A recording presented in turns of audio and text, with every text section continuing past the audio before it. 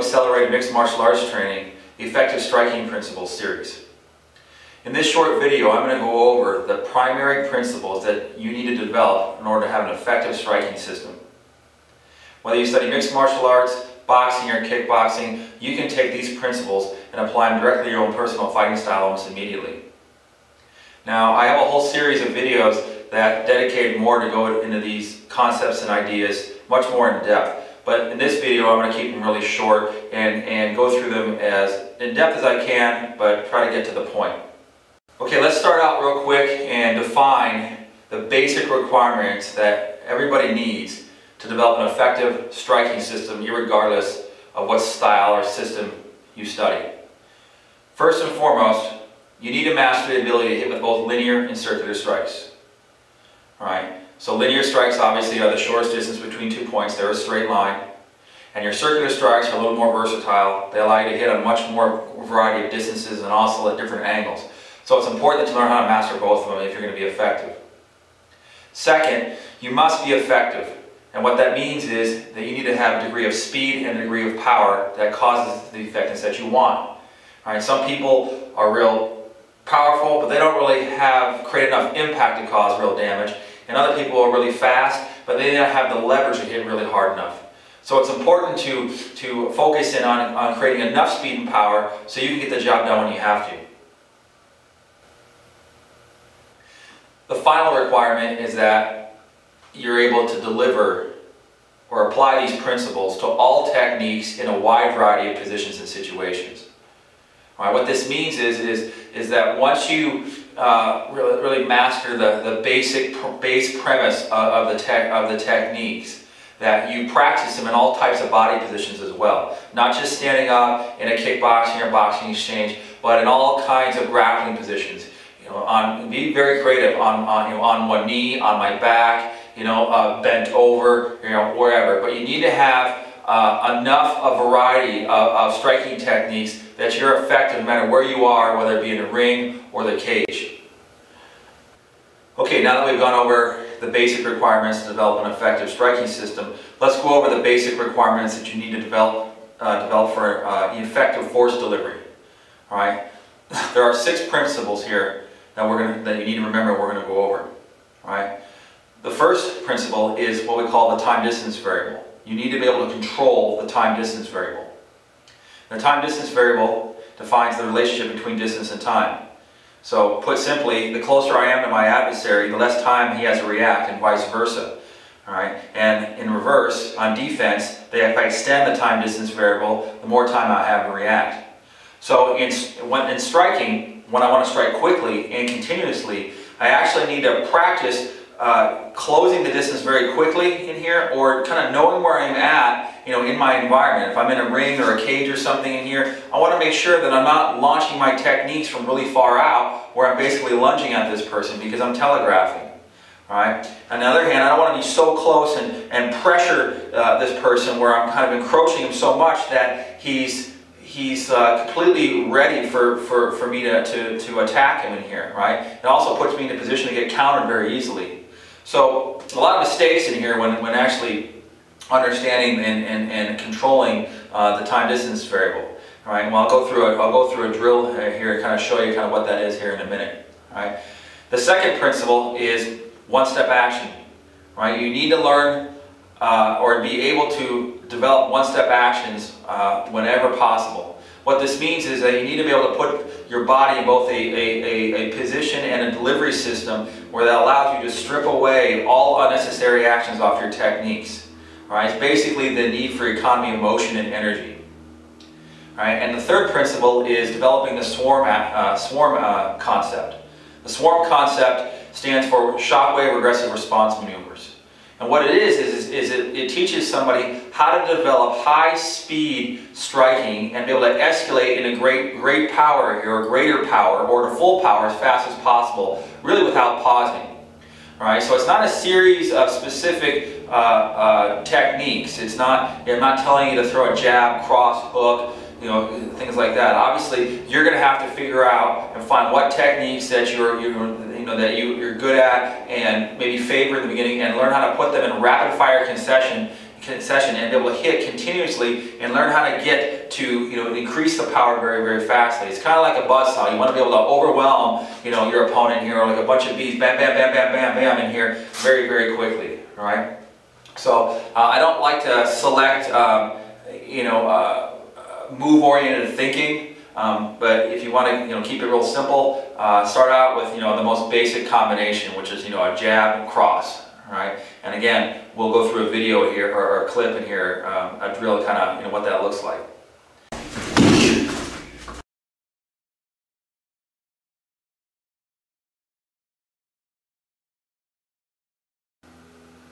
Okay, now let's go over here a quick kind of understanding and drill that you can use in learning about the time distance variable. Now, it's best to use a partner, but I don't have a partner with me today, so I'm going to kind of explain it to you and kind of show you on the bag, but you also want to work this in with your partner. All right? Now, usually there's a lot of mistakes when people practice their striking on bags and focus pads. Right? And here's the reason why. Let's just say, for example, that I'm practicing my interval techniques in here like this. You notice I don't have to actually cover the distance. I'm already here. Right? I can just reach out and touch this thing. Well, the problem with doing this all the time is that imagine this was focus pads, and those focus pads are the guy's hands. Right? That means that if I can reach and touch him without stepping, that means he can reach out and touch me. Okay? So that means in reality that I'm basically going to be trading punches back and forth, and we can hit each other relatively easily. Right? So that's not really how I want to apply it. Obviously, I want to be, as close as I can, and be able to jump on my adversary and hit him with effective strikes. But the problem with the time distance variables, people don't understand when they're too close and when they're too far away. Okay? So, like I said, for striking, when I want to strike continuously and quickly, I need to, practice getting as close as I possibly can without alarming him, right? And also not being countered myself. So how do I do that? Well, there's one concept that we use in what's called the response line. And this is where you kind of have to do this with a partner, right? Now, the response line is defined as this imaginary line that when I encroach somebody in a hostile situation, it demands some kind of defensive response on their part. Right? Think about it. Right? If you watch fighting, or if I walk towards you in here like this, and the closer I get to you, there's a visceral feeling that everybody has when somebody, when responding to danger, that demands some kind of usually defensive response on their part. Hence the term response line. Okay, so let's just say I'm sparring somebody in here, the bag is a person in here. If I stand, here's a blatant view of it. If I stand, really far out like this in here, and I have to lunge at this guy, that means I'm really too far away. Okay, I'm telegraphing my actions, and his response line is not violated at that point because technically he feels safe, and he is, because I have to cover all this ground. Right? Now, on the other hand here, if I start to press this action here and start getting closer and closer and closer, and one of the ways you can tell that you're too close is if I get close enough and he moves, right, and that initial movement, he slides back or brings his hands up or changes position, that means I am pushing his response line, which means that he is very ready at that point. His defense will never be better at that point because you've activated his primal senses in the situation. Okay, so when practicing striking in here, obviously I want to try to find that response line, and the way I can do it is by slowly kind of encroaching in here and getting just right to the edge of it, right? And usually what ends up happening is that when you can tell that you're doing it right, is that he'll usually kind of respond with some kind of defensive action. Okay, or the other way you can feel it or understand it is that you can feel it on yourself. You can feel like, uh-oh, I'm too close in here. I feel like, he can hit me as well. Right? So you have to kind of do this, kind of through feeling. And once you do it a couple of times, it's really, really simple. Right? So once again, I don't want to be standing way out here like this and trying to lunge at this guy with techniques in here because I'm going to get out of position, I'm going to get countered. And on the reverse, I don't want to be right on top of this guy, right, trying to pressure him and deliver these punches and techniques in here because he's obviously going to be able to hit me very easily. So I got to find somewhere right in the middle in here where as I get close enough and I feel like, okay, you know what, I think I can jump on him from right here, right, is to put myself in a structurally strong position here. So when I do close that distance in here like this, that I'm not, alarming him beforehand. Okay. Now, I'll tell you, this is different for everybody you face. Everybody's going to respond at different ranges. So you have to kind of play around with it and really find, how it works for you. But that's one of the key principles, whether it's going to determine that you're effective or not, is if if I'm too close or if I'm too far out. Okay, so practice it and work on it and make it work for you. Okay, the second principle here is the understanding of the one-step action principle. All right, you want to try to develop one-step actions whenever possible. And this applies to all techniques. It doesn't matter if it's a punch, a kick, an elbow, or a knee. The point is to learn how to put the body in both a delivery system and a position where that kind of allows you to eliminate any wasted motion. All right, so for example in here, facing the bag, let's say I'm going to deliver a jab in here like this, right? A straight punch off this line, okay? If I put my hands down here like this, all right, no matter how fast I am, okay, no matter how fast I move my hand in here like this, the bottom line is that takes 2 steps of action. Okay, I have to bring it up, that's 1, and deliver it, that's 2. Okay, so that totally violates the one-step action principle. It doesn't matter how close I am, right? Whether I find that response line that I was talking about with the time distance variable or not, the bottom line is that anything that has to do with any kind of forewarning, any kind of telegraphing, is violating the one-step action. Okay? Also, what about techniques that are delivered off the rear hand? Okay? No matter what you do, right, the rear hand or the rear foot is never going to be quite as fast because it's coming from further away. There's always going to be some degree of lunging in here. Okay? But again, the one-step action principle is designed to strip away all unnecessary actions. So that means you don't deliver. Doesn't mean you don't deliver techniques off the rear hand or the rear foot. But no matter what you do, it's never going to be quite as fast because I have to kind of move my body or rotate it and then fire in here. Okay, so this is why you want to put your hands in a position, your guard and your stance in a position that virtually whatever technique you go to deliver, that it can just launch from wherever it's at. One of the most common forms of telegraphing is weapon withdrawal. So I got my hands up in here like this, and I go to deliver a jab in here, and I pull my hand back, and I deliver it, okay? That just violates the one-step action principle, okay? Or, maybe in here, maybe I'm moving my hands all over the place like this in here, and then I pause, and then I deliver the technique, right? That's violating the one-step action principle, okay? So you got to keep your hands up in a position that when you deliver the technique, okay, that just comes flying out in here, right? All techniques, right? If I go deliver a hook in here, I want to try to strip away all unnecessary actions. Don't wind up like this and then deliver this technique in here.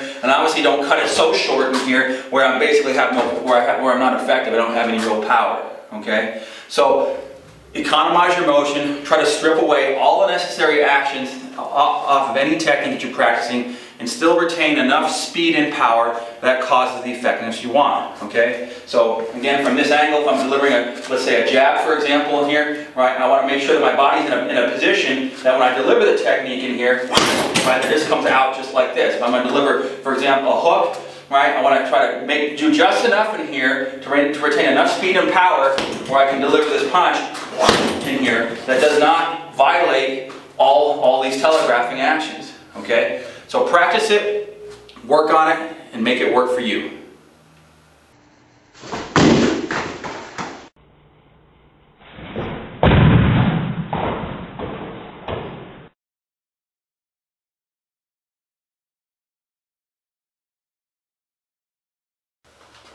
Okay, now that we've gone over the first 3 primary principles for effective force delivery, let's go over the remaining 3. The next one is what we call body stabilization. Body stabilization is defined as the ability to put my body in a structurally strong position on the point of impact for a strike. Okay, so that whole sentence is important. Put the body in a structurally strong position on the point of impact for a strike. Okay, what this means is that every part of my body, every joint of my body, when I deliver a specific technique in here like this, right on the point of impact, for every action there's an equal opposite reaction. All right, so if I'm not in the strongest, most stable position possible, one of my joints, or multiple joints is going to leak force, and therefore my body's not going to become stabilized.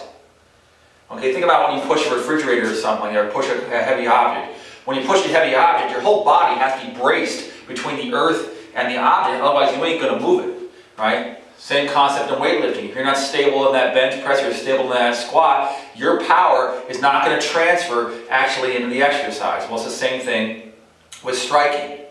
And again, we'll go over a drill here to show you what that looks like.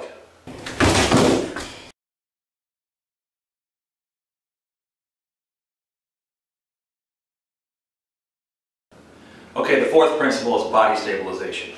Remember I said body stabilization is defined as the ability to put my body in a structurally strong position on the point of impact for a strike. Doesn't matter what strike, I'm going to pick one strike. We're going to pick just a straight punch, a jab today, and show you how that works. All right. Now this is it's best to do this with a partner, kind of like the time distance variable drill. But for today, a heavy bag will work. So we want to use a kind of something that's got pretty good resistance in here, so you can actually brace against this.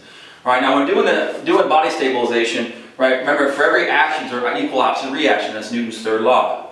Right. So when I deliver a specific punch in here like this, right on the point of impact, if my body's not anchored to the earth properly, something's going to give. Right? Something out of my joint is going to give. If one little part of my body's out of whack, right, something's going to leak force in here. Okay, so body stabilization is designed to kind of correct that, right? And what you want to be able to do is, first of all, is to stabilize against the bag, or if this was your partner's hand, right? Now, since the bag is pretty much stable, what I'm going to do is just deal with this resistance in here, all right? So, for example, I would put myself in a strong position, the strongest position I could possibly find on the point of impact. Remember, when I make contact in here, I want to be very braced in the ground in here. So all the force, the counter force that comes through here like this, right, is absorbed in my body, down my back, into the drive, in my drive living down into the earth. All right. So the first thing I do is to put my my hand out there like this, like a pushing action in here. And what I want to be able to do as it comes in is try to find where my body is not stabilized. You see how my body's kind of moving like that? Right? That's telling me that, because my foot goes back here, my back rock back like this. That's telling me my body's not in a very strong structurally position. Okay? So it needs to be from the front of my fist, from my palm, all the way down to the sole of my back foot. Okay? So what I'm going to do is I'm going to get myself in what I think is a strong position, and then as this thing comes into contact in here, I'm going to brace against this in here like this, right? And if I'm doing this right in here, right, I should be able to lock this myself, like right there. I just locked myself into a strong position. Nothing gave at that point. Okay, so think about it. And the energy's coming at you really quickly in here. You need to be able to stabilize against that energy. Okay, so if I'm standing too tall, or my back's out of position, or maybe I'm hitting, in the wrong point in here like this, or I don't have this drive leg in the right spot, you're going to feel something give. So if your body, for example, let's say I put my foot in the wrong spot in here, right? I put my foot back here. Okay, see how my body went back that way? That's telling me that my body wanted to be there in the first place. That's where it should have been. So if I deliver a technique in that position, like pop, like this, what do you think is going to happen? There's not going to be any realistic force going into the target. It's all going to be transferred back into me. Right? Think about when you shoot a rifle or a gun, right? You don't put that stock up against your shoulder in here like this, right? And pull the trigger, boom, right? That's going to knock you back. You put it up here real strong and brace yourself in here, you can deal with that recoil. It's the same principle, okay? So for every point, for every joint in here, there's one kind of best position that you can be in on the point of impact, okay? So again, to kind of recap in here, what I want to be able to do is kind of, put myself in a brace position, don't lean on the bag in here, and kind of push the bag in here like this, right? And then what I'm going to do is just kind of stiff arm it in here, and then lock my body down. Like I'm going to flex my body down here, right on the point of impact, okay? Now if I do that with a fist, right, I got a smaller surface, so I got to make sure that I hit dead flat in here like this. All right, notice I'm not standing real tall, my back's not straight in here, and I'm hitting basically, not at lockout, I'm hitting right where my skeletal muscular structure kind of becomes aligned. Okay, same thing about bench pressing, right? The same thing, you're not necessarily locking it out 100% in your elbows, but what I am doing is putting my skeletal structure, boom, in a strong position in here, where, everything is very stable from here, all the way down like this, okay? So, like I said, do it with a partner, have them put their hand like this, And you put your technique out there, and what they would do is they would just stabilize themselves against you first. And then what you would do is stabilize yourself against their hand in here. And then what they would do basically is just push into you a little bit. And if you are very rock solid, all right, then you're halfway there, right? If they let go of their hand and let go of their hand like this, and you fall forward, you weren't stabilized, all right? You should be able to completely hold yourself up in here. So, you know, as the bag is moving, you know, and I'm using footwork, think about it. I'm using footwork in here. I need to get in a strong position right on the point of impact if I'm going to be effective or not. All right, so practice it and make it work for you. Okay, the fifth principle is the line of force. And I said that the line of force is defined as a specific functional trajectory for a strike. Okay, now what this means is let's say take for example a straight punch again, easier to do here. All right. Now there's a lot of different ways to deliver you know, straight punches or jabs. Some people deliver them like this. Some people deliver them like this. Okay, it doesn't really matter. All right. What matters is that where your fists and forearm are in relationship to your body and what direction you're trying to get it to travel, okay? So I'm going to kind of use the bench press analogy, all right? Or push-up analogy. When you do a push-up in here, or a linear push, the energy's got to come off your shoulders like this, okay? It doesn't come from the center in here, all right? When I deliver a technique or a jab in here, or a straight punch, it's the same principle in here like this. I have to deliver it off this shoulder line. If I don't, what ends up happening is that I don't take advantage of all the big pushing muscles like I should, okay? Think about it. Try to do push-ups or bench press from here. You're never going to be able to do quite as many in here as you can do here. Or if you do them from here, right, or some awkward position, it's always harder to do because you're not taking advantage of all the power, okay? So the line of force is basically like kind of a template to making sure that your skeletal muscular structure in here is traveling in the proper direction for this energy. All right. So when you stand here, you look at your guard. You know, look at your guard in the mirror. Look at your hand position. Okay. Let's just say I'm standing here like this, and I adopt a hand position like this. When we look at my front hand, where's my forearm pointed? My forearm's pointed that way. Okay. So if I were to press a dumbbell or do a pushing action in here, that would be the correct path of that energy. Okay. That's where the punch would be going. Okay, so what people end up doing here is that they have this imaginary line or idea from the center of their body in here, and they draw a line from the front of their fist to the target like this, to that center line. And so when they deliver a punch like this, what ends up happening is that their elbow wings out like this, and they're trying to strike and hit this thing here at lockout like this. Okay? That is not the proper functional trajectory for that energy.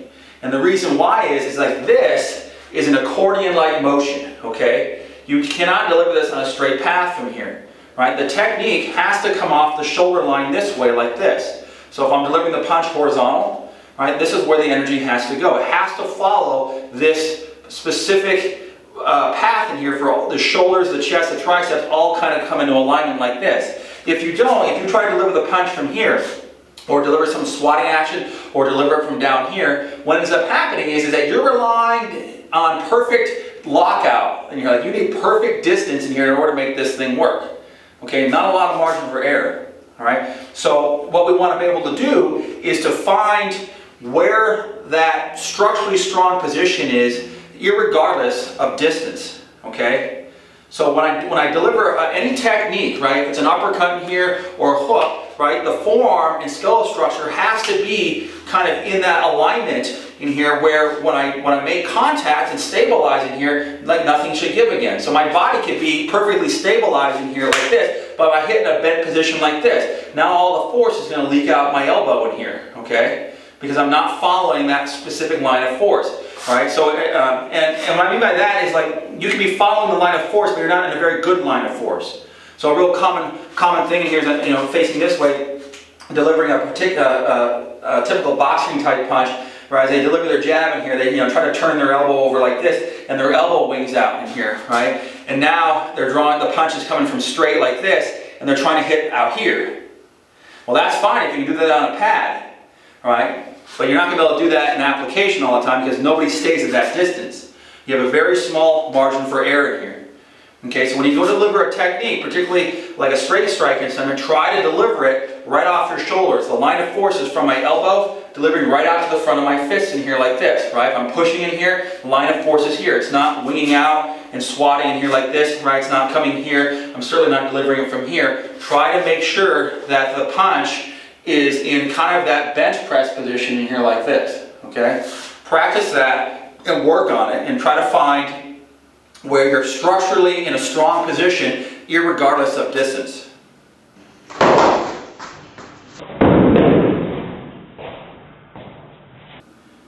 Okay, the fifth principle is the line of force. Okay, and line of force, I said, is defined as the specific functional trajectory for a strike. Okay, now this is probably the most misunderstood and misused principle, in my opinion, out of all of them. Okay. Now, the purpose of the line of force is to take advantage of the skeletal muscular structure and following a specific vector, irregardless of distance. All right. So what that means is when I deliver a punch, for example, like it right here, right? Look how close I am to the bag. Most people say you can't hit hard and close, or with a fist, right? Which is totally untrue. Right? If that was true, then what's the purpose of Bruce Lee's 1-inch punch? The purpose of Bruce Lee's 1-inch punch was to show you how much force you could create in an inch away. Okay? So that whole principle of inch force striking applies, but it's got to follow the line of force. Okay? So the line of force, basically, if I'm delivering a straight punch in here, is right off my shoulder lines like this, okay? Think about like a bench press. When you do a bench press in here, there's one best way for your arms to push weight in here like this, okay? Yeah, there are variations on that, all right? But there's one best way where you're going to be able to deliver the most amount of power. All right, think about it. When you watch a power lifter bench press, they don't press from here. They don't do close grip bench. They press out here where their shoulders, their chest, and their triceps all work in one fluid motion, okay? So if I'm delivering, let's say, a jab, for example, in here, the punch has to come off my shoulder and the line of force would be delivered, you know, imagine a line right through my elbow in here, right out in here like this. Okay? It's not delivered from the center of my body, right? So when I deliver this in here, it needs to be right in here like this, right? That means I don't care what distance I hit. I can hit out here like this. I catch a guy out here like this, or I hit him in close in here. I get a heck of a lot of power right there. Now, that's not true if I don't follow proper body mechanics. Right? So one of the big common mistakes when people deliver like a jab, for example, like a typical boxer's type jab, and they got their hands up here, is they try to snap this elbow out like this and try to hit a perfect lockout. Right? And the problem with doing that is that you're not going to be able to keep this person off consistently, and more importantly, that your skeletal muscular structure is not in a strong position until right at the last end of the punch like that. All right, you see that? So I bring my elbow out in here, and most people deliver the punch from the center of their body. They're basically drawing the line of force from the fist to the center of my body, and they're basically doing a tricep extension in here. Okay, so imagine trying to hit somebody in close like that. That's not going to happen. Okay? Right? So what has to happen is the punch has to come off my shoulder lines like this in here, and has to travel off my shoulder line in here, and then down my forearm, and then to the center line. Not from center line. The punch doesn't start from center line. The punch travels to center line in here. If I'm throwing a hook, right, I'm coming around and this, the line of force now is going this way, right? Throwing a hook, the line of force is coming this way, right? If I throw the punch and I come down here like this, right, I'm not in a good line of force until I get it up in alignment. So imagine if I'm delivering the punch down here and the target moved in this close and I hit the guy in a bent position like this. Remember what I said about the body stabilization concept?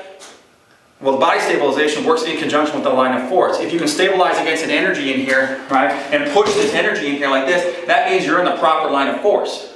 Okay? So when you practice striking, practice trying to find the most economical and most economized way that you can deliver a specific energy.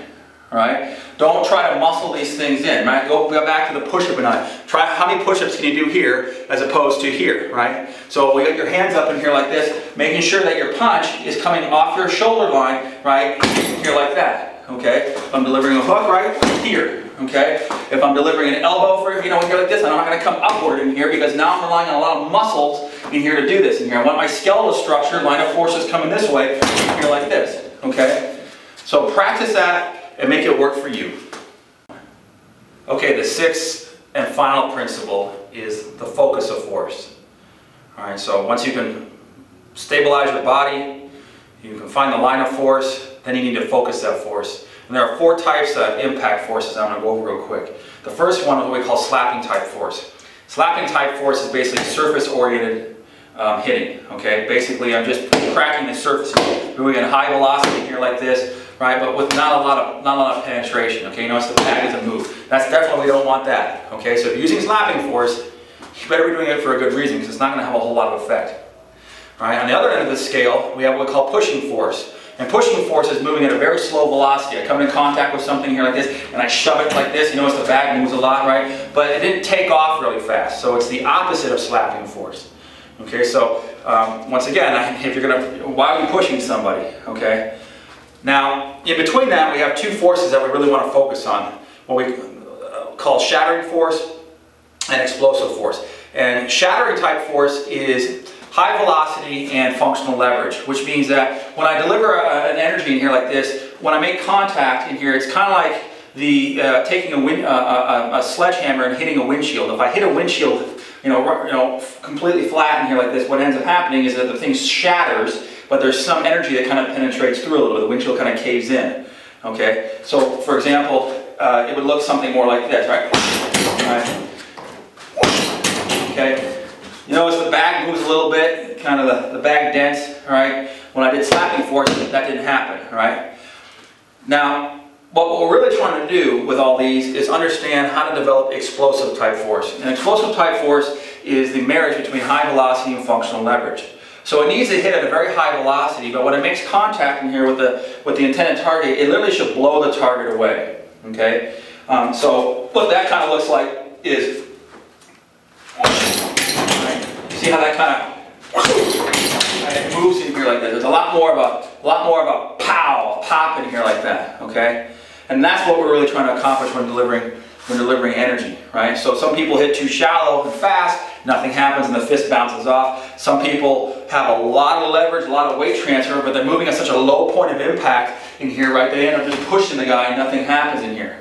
Okay, so when you practice delivering effective force, you want to try to stay relaxed as you possibly can, and make sure that you're punching through at least 3 to 6 inches for a speed punch. All right, 6 inches is the depth of my cranium in here. Right, from here to here.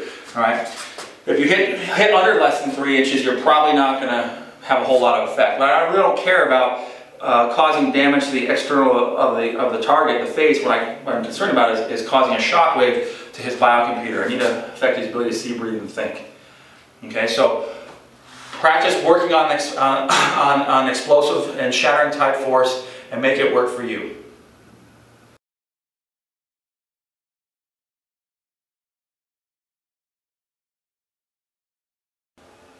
Okay, so let's do a recap here. That's quite a bit of information in hopefully a short time frame. All right, so when I first said in the beginning that to develop an effective striking system, first and foremost, you need to master ability to hit with both linear and circular strikes. Okay. The second one was you need to be able to be effective, both delivering a degree of speed and power. And the third requirement was you're able to deliver the techniques both of a wide variety of positions and body positions. All right. Now, the 6 principles for effective force delivery first was to be able to control that time-distance variable, right? And that meant was I'm trying to find this person's defensive response line. His defensive response is when I encroach this person and then work from there, right? I want to be slightly back in here, and as I kind of pressure him in here like this, I want to try to find where he starts to react before I deliver the technique. That tells me I'm too close. So I want to be slightly on the outside of that before I cross that line. Once I cross it, right, then I can do whatever I want. The second principle was the one-step action principle, and that was defined as the need for economy of motion. So whatever technique you're using, you want to try to strip away all unnecessary actions that you don't need and still retain enough speed and power that cause the effectiveness that you want. Okay?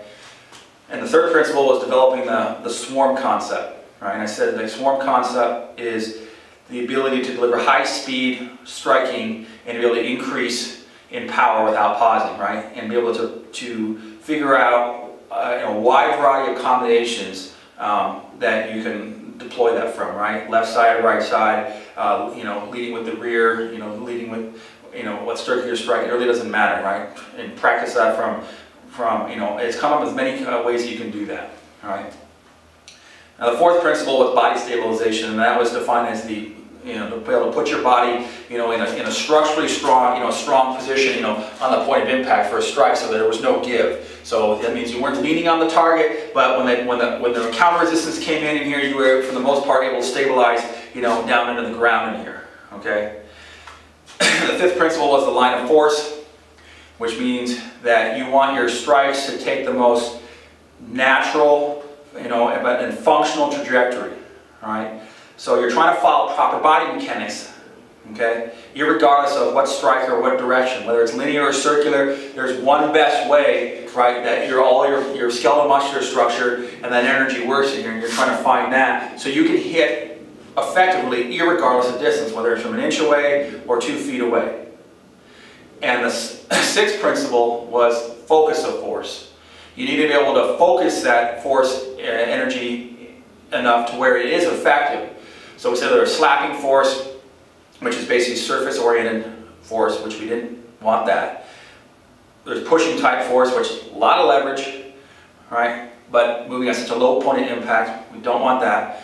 But the other two, shattering and explosive force is what we're looking for.